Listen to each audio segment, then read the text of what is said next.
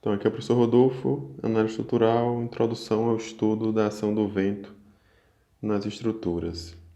Então, o movimento do ar sobre a superfície terrestre tem como causa imediata principal as diferenças na pressão atmosférica causadas pela energia proveniente do Sol que origina variações na temperatura do ar.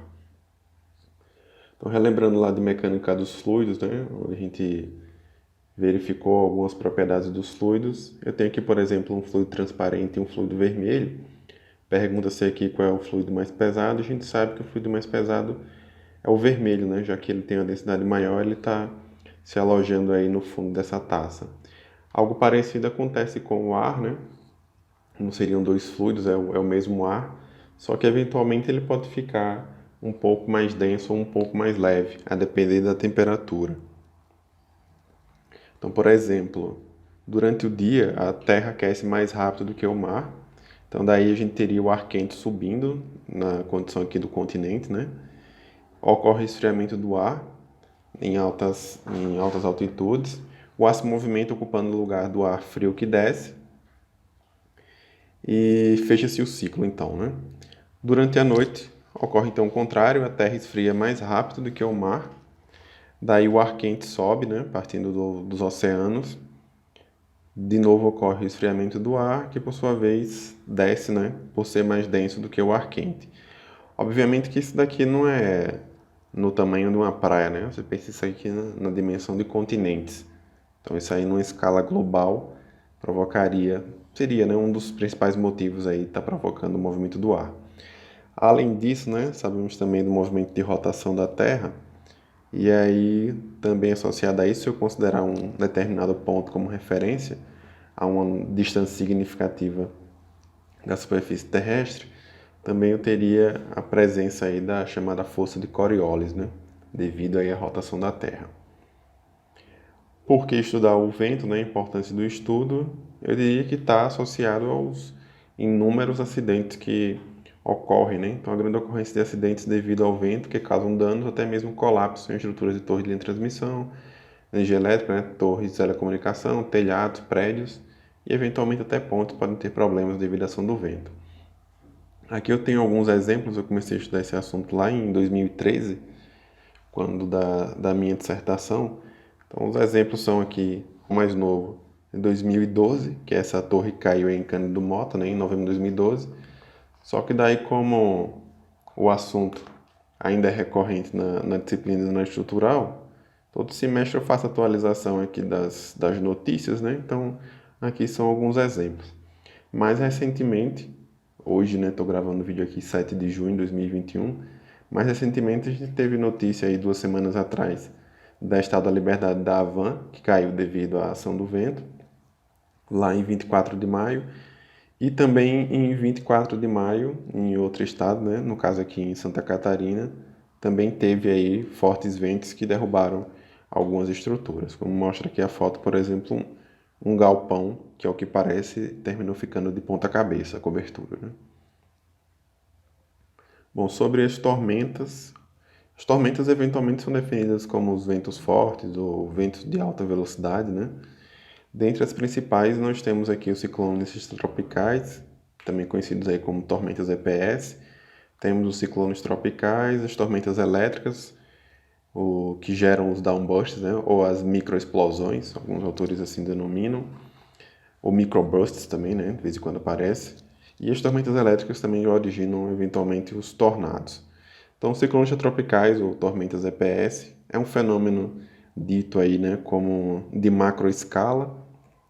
Então aqui eu tenho a parte de baixo do Brasil, né, e essa nuvem aqui seria o ciclone tropical. Então, se a gente comparar em dimensões, né, desse ciclone com a dimensão do nosso país, eu poderia dizer que esse ciclone, e nosso país, né, que tem dimensões continentais, eu poderia dizer que esse ciclone tropical, ele é um fenômeno de macroescala na ordem de grandes países, vamos colocar assim. É um fenômeno de camada limite, né? Camada limite, lembrando lá o conceito, né? Tá aqui a minha superfície, e aí esse vento tem uma influência, né, devido à rugosidade dessa superfície, então ele não desenvolve velocidade máxima próxima à superfície, mas chega a uma determinada altura, que no caso é essa tal dessa camada limite, onde ele não mais tem influência dessa rugosidade e segue aí com a velocidade constante. No caso aqui o gráfico eu desenhei, né? Isso aqui seria a altura acima do solo e aqui a velocidade desenvolvida, né? Então, conforme mais próximo do solo, as velocidades são menores, aumentam, né, de acordo com a altura, mas chega um ponto que é a camada limite, onde essa velocidade permanece praticamente constante. E por hora, né, são os únicos considerados nas normas brasileiras. A norma brasileira é de 1988, né, está atualmente em revisão. Deve sair uma revisão brevemente, acredito eu. Mas por hora é o único que está tratado lá. Sobre os ciclones tropicais, né, são também fenômenos de macroescala, um pouco menor, né, do que os extratropicais.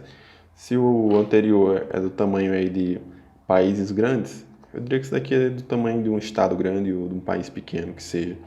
É um fenômeno também, né, de macroescala por conta disso. A formação se dá sobre os oceanos com temperatura superior a 27 graus Celsius.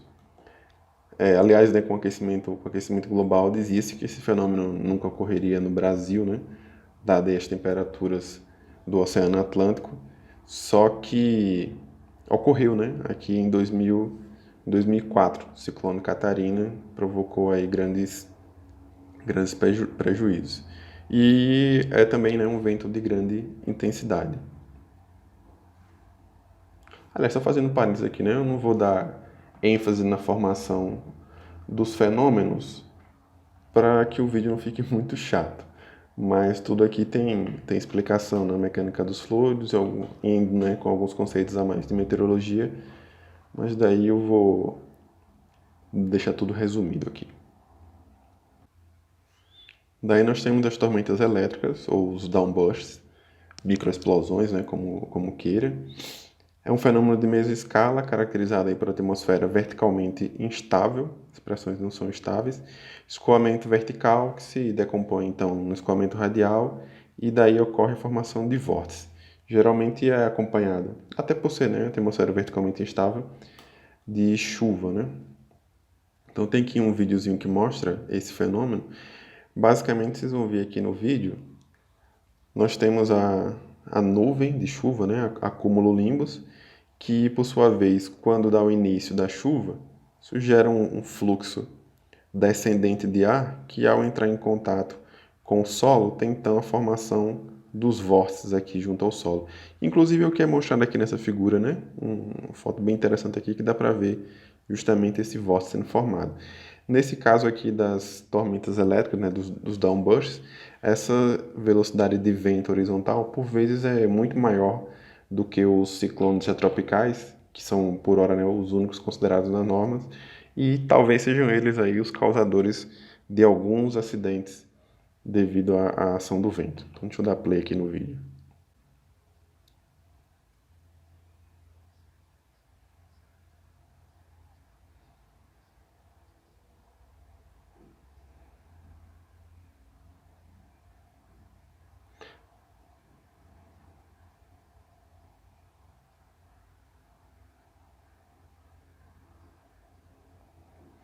Olha aí o fluxo descendente e a formação dos vórtices, né?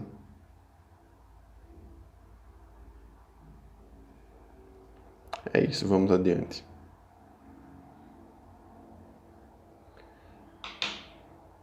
Seguindo aí também nós temos as tormentas elétricas, que também podem gerar os tornados, né? Geralmente eles são formados quando nós temos as forças de Coriolis, elas são mais altas, né? Por isso que eles ocorrem geralmente mais ao norte ou mais ao sul, porque as forças de Coriolis elas são mais fortes. Tem a forma de um funil vertical, é caracterizado também por uma atmosfera instável, temos, né, grande energia em uma pequena região e geralmente são de pequena duração. Então esse gráfico aqui mostra as dimensões, né, relacionando aqui com a duração do fenômeno, e aí a gente tem, correlacionando aqui a duração com as dimensões, né, quanto maior for a dimensão, maior é também a duração. No caso, eu poderia dizer, né, o ciclone tropical, que era o maior de todos, a duração dele está na casa aí dos vários dias, né, por vezes meses até, semanas que seja. Já no caso dos tornados, que são os menores, né, tem as dimensões menores, ele tem a duração também menor.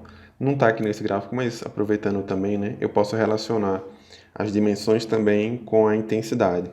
Daí eu posso dizer que quanto maior for a dimensão, geralmente menor é a intensidade. E quanto menor for a dimensão, no caso aqui, vou pegar um tornado aí na casa dos 100 metros, eu tenho a intensidade tantas vezes maior. Felizmente, né? Quanto maior a dimensão, menor a intensidade. Quanto menor a dimensão, maior a intensidade. Se eu tivesse fenômenos grandes, né, e ainda assim com grandes intensidades, os desastres seriam bem maiores. Então, no Brasil, a ação do vento é contemplada pela NBR de 88, mais uma vez eu já falei, né? Está sendo revisada, deve sair uma revisão, não sei se é esse ano ou no próximo ano, o pessoal está em reunião aí. E acredito que algumas coisas vão serem modificadas na norma, né? Talvez mais detalhadas, algumas coisas novas vão aparecer e talvez algumas sejam melhoradas. Mas por hora, né, é o que a gente tem hoje, enquanto não sair a última revisão. Então, nos vídeos seguintes aí que eu vou comentar sobre a aplicação da ação do vento, eu vou estar seguindo essa norma que é que está atualmente em vigor.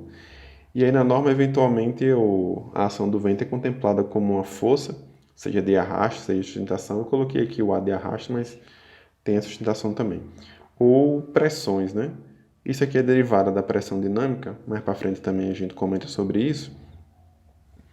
E aí nós temos a pressão dinâmica 1 meio ρ, velocidade ao quadrado, né? Só que eventualmente isso tem uma influência do meio, e aí a pressão, porventura, às vezes é maior, às vezes é menor do que a pressão dinâmica efetiva.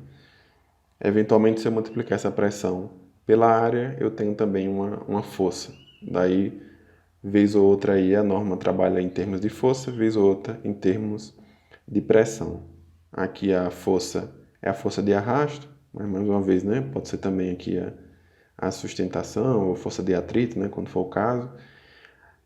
O ρ aqui é a massa específica do ar. Inclusive a norma ela nem fala em massa específica, né? Ela já apresenta assim. 0,613 sendo a massa específica do ar 1,225 é o que resulta esse 0,613. A norma também apresenta aí alguns coeficientes de arrasto, de pressão, de sustentação, quando for o caso, né? A metodologia de cálculo da área efetiva e também diz aí as diretrizes para calcular a velocidade de vento. Tudo isso daí a gente vai discutir melhor nos vídeos futuros. Por hora, é isso aí.